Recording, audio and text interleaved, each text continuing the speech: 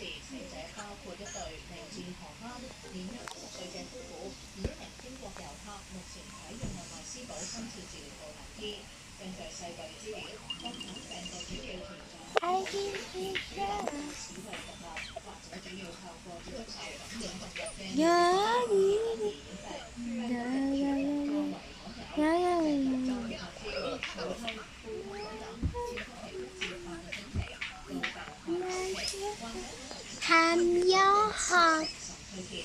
美國疾控中心資料顯示，抗菌病毒死亡率達到40%。無線電視記者陸子琪報道。美國聯合航空一班客機喺新澤西州紐亞克機場降落嘅時候，就會碰到兩支燈柱同埋一部貨車，之後安全降落。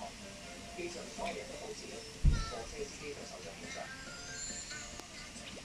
機撞貨車行車記錄儀嘅片段可見，飛機撞向司機側面嘅車窗，傳出巨響。出事嘅美國聯合航空航班編號 UA169波音767客機，從意大利威尼斯起飛，當地星期日下晝大約2點抵達新澤西州紐亞克國際機場。警方話，客機降落期間